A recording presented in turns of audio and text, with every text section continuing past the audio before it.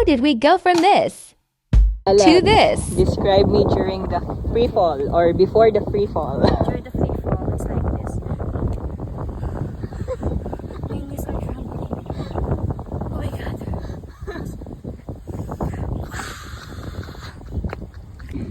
Bababa na po. Opo ma'am. Mula po tatalon. Mag-i-step ka lang po, tapos bababa ka. Wait na po. Nanginginig po yung tuhod ko. Sige po.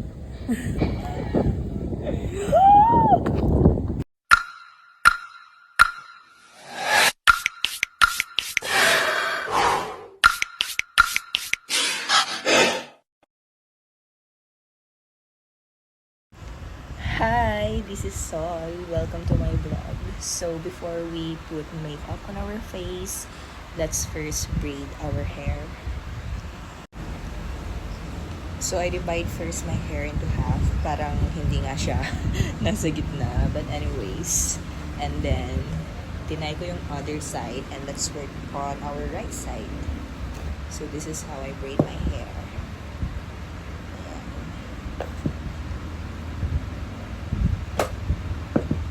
So, dati, hindi ako ganun kagaling mag-braid. Lalo nung college and high school. So, nung college ako, may taga-braid ako, yung friendship ko, si Carla. Also known as Carlita. Hi, Carlita. Shoutout sa'yo. Namimiss na kita. So, siya lagi ang aking hairdresser and stylist. So, kaya ako maganda nung college dahil sa kanya.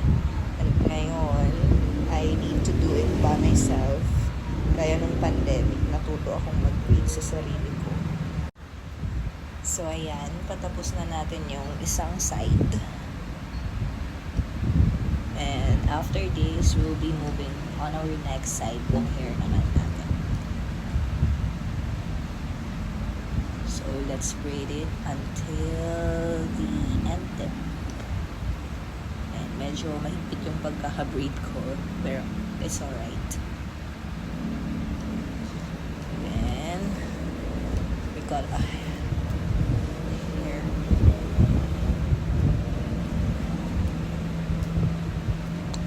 Yan. So, let's move on to our next side. Ayan, so let's work on the next side. Today, we will be meeting one of my college friend. Her name is Lovell, but I call her Lalabs. So that's our endearment. Kikidnapin ko muna siya sa kanyang anak na si Amarloy. Anyway, I'm excited to meet her kasi the last time I saw her was parang kasal pa yata ni Isay. And that's last December. So I invited her today para samahan ako sa Sandbox.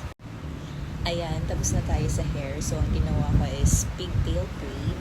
And the next thing that we will do naman is to add sunblock. Kailangan natin ng sunblock kasi most of the activities that we will do today is under the sun. So, meron akong dalawang product na ginagamit for sun protection sa aking mukha. Number one is ang brightest skin and the second one is Cetaphil. But for today, since we'll be having fun under the sun, gagamitin natin si brightest skin kasi yung SPF 45 siya. And itong kay Cetaphil kasi, it's only SPF 15. So, medyo mababa siya. Ayan, don't bash me. Ganyan talaga ako maglagay ng sunblock. So, ang skin naman natin, kailangan ng at least 2 tablespoon ng sunblock. So, yan. Ilagay natin hanggang sa leeg natin para hindi tayo maminday. And magkaroon tayo ng sun protection. Kasi sobrang init ngayon. Maski it's mid-February pa lang. Ramdam na natin yung iba na talaga yung. So, we need to protect our skin from Anong sin? We need to protect our skin from the harmful rays of the sun. So, once na matuyo na yung ating sunblock, pwede na tayong maglagay ng powder. So, inuna kong nilalagyan talaga is yung sa aking eye part. Para nang sa ganon, makita ko kaagad yung difference. Kasi, kung makikita nyo ako in person, para akong mukhang panda. Maitim talaga dito ko. I really don't know, guys. So, this is only for sun protection and oil protection as well. So, I'm using Maybelline All-in-One Smooth in Nude Beach. And this is really what I use since I was in college. Talagang, eto na yon, hindi na ako nagpalit. Napaka-loyal ko talaga. And this is really my go-to makeup. Hindi ako naglalagay ng eyeshadow, eyeliner, eyebrow, kasi hindi ako marunong. But I'm trying, guys. Seriously. So we are done adding powder on our face. So to end this makeup tutorial that we're having, we'll be adding our lipstick. So I'm using the Powder Mattes lipstick of Maybelline in a shade of Cherry Chick. Para mas walang kumikis sa atin, kissable pa rin tayo, di ba?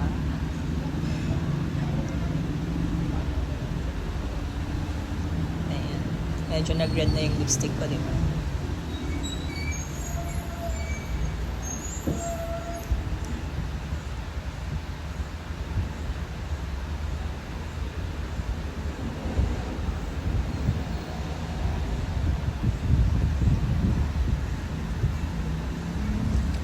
Ayan, hindi masyadong makapal yung nilagay ko. Kaya gumagamit ako nito. Pero kung gusto kong mang-akit, syempre kakapalan natin yan. Kidding aside. Just the fit check. Ayan, yung top ko and white shirt lang ako. So we'll just be adding blazer and then magwa-white shoes tayo. And we're ready to go. Yep, after 2 hours, we are finally here at Sandbox located at Alvera, Porac, Pampanga. And now we are heading to the ticket selling. Approximately 150 meters away yung layo ng parking lot papunta sa ticket booth. And yep, kasama ko na ngayon ang aking lalabs na si Lobel. Hi! So, maganda naman maglakad-lakad dito kasi hindi naman ganun kainit.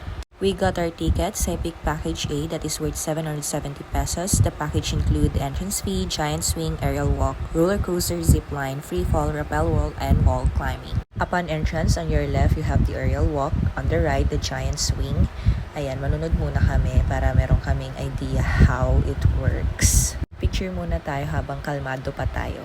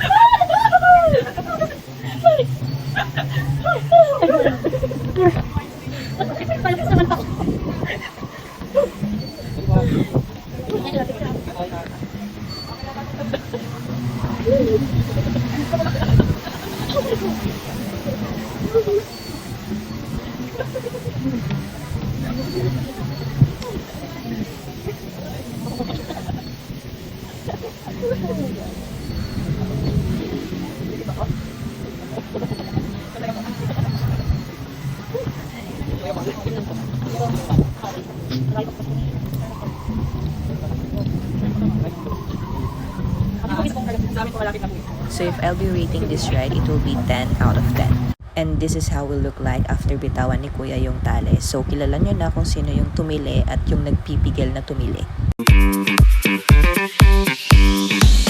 Second activity, repelling.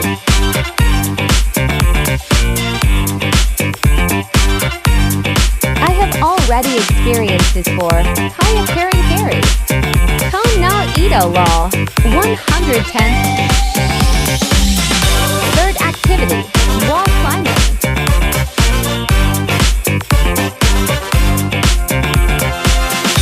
Energy is at 50%. Yoko Na 510. Fourth activity, roller coaster zipline. That's my la la.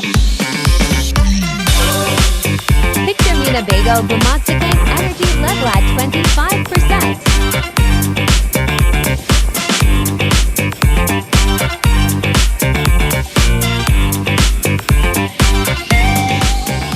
Ayan na, pakihina na ang volume.